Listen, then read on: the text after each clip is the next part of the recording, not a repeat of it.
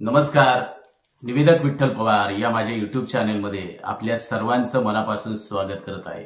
एक सूत्रसंचालक शासनाच्या असणाऱ्या जनकल्याणार्थ योजना या सर्वसामान्यांना माहिती व्हाव्यात यासाठी आजचा व्हिडिओ मी तयार केलेला आहे.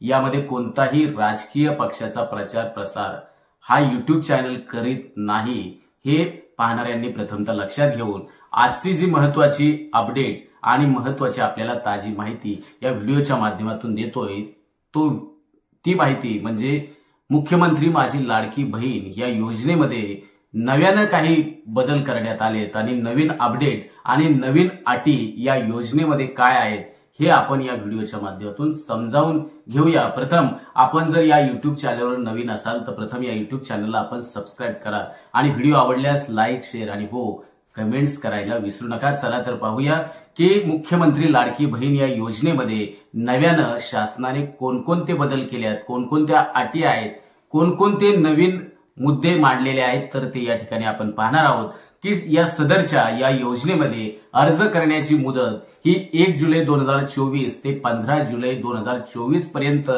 ठेवण्यात आलेली होती आणि यामध्ये आता नव्यानं सुधारणा करण्यात आली. ती म्हणजे या मर्यादेत सुधारणा करण्यात येत असून आता सदर ही मुदत आता 2 महिने ठेवण्यात येत असून 31 ऑगस्ट 2024 पर्यंत लाभार्थी महिलांना आता अर्ज करता येणार आहे. तसेच 31 ऑगस्ट 2024 पर्यंत अर्ज करण्यात आलेल्या लाभार्थी महिलांना 1 जुलै 2024 पासून दरमहा 1500 रुपये हा आर्थिक लाभ दिला जाणार आहे. आणि या योजनेच्या पात्रतेमध्ये अधिवास प्रमाणपत्र जे आवश्यक असल्याचं नमूद करण्यात आलं होतं. आता लाभार्थी महिलेकडे अधिवास प्रमाणपत्र उपलब्ध नसेल तर त्याऐवजी आता आपण 15 वर्षापूर्वीचं असणारं रेशन कार्ड, मतदान ओळखपत्र किंवा शाळा सोडल्याचा दाखला असेल, शाळा सोडल्याचा दाखला किंवा प्रमाणपत्र असेल किंवा जन्म दाखला या 4 पैकी कोणतेही एक ओळखपत्र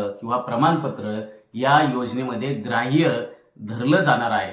सदर योजनेतून 5 एकर जी शेतजमिनीची अट होती ती अट आता नव्यानं वगळण्यात आलेली आहे. सदर योजनेमध्ये लाभार्थी महिलांचा वयोगट हा 21 ते 60 वर्ष वयोगट ऐवजी आता 21 ते 65 वर्ष वयोगट करण्यात आलेला आहे. ही नव्यानं अपडेट आहे.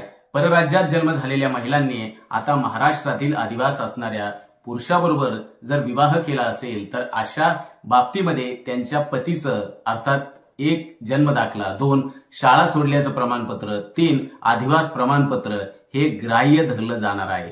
तसेच 6वी नव्यानं अपडेट आहे की ती म्हणजे 2.5 लाख रुपये उत्पन्न दाखला जर उपलब्ध नसेल तर ज्या कुटुंबाकडे पिवळं किंवा केशरी रेशन कार्ड उपलब्ध असेल त्यांना उत्पन्नाच्या दाखला प्रमाणपत्रातून सूट दिली जाणार आहे. तर सदर योजनेमध्ये कुटुंबातील एका पात्र अविवाहित महिलेला सुद्धा या योजनेचा लाभ घेता येणार आहे. तर ही आपण सर्वांनी या ज्या नवनवीन ज्या अटी आहेत, या नवनवीन शर्ती आहेत, नवनवीन झालेले अपडेट या योजनेमध्ये आहे ते आपण सर्वांनी समजावून घेऊया आणि कोणत्याही प्रकारची घाई गडबड न करता शांततेनं आणि आपण आपले असणारी कागदपत्र व्यवस्थितरित्या ही समजावून घ्या. नव्याने झालेले बदल ते आपण समजावून घेऊन मुख्यमंत्री लाडकी योजनेसाठी आपण एक पात्र लाभार्थी आहे आणि त्या योजनेचा आपण सर्वांनी लाभ घ्यावा असंच या व्हिडिओच्या माध्यमातून आपल्याला सांगतो. हा व्हिडिओ कोणत्याही राजकीय पक्षाचं समर्थन करत नाही तर शासनाच्या लोककल्याणार्थ योजना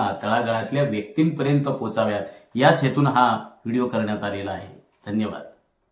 आमच्या चॅनलवर नवीन असाल तर सबस्क्राईब बटनावर क्लिक करा आणि बेल आयकॉन प्रेस करा.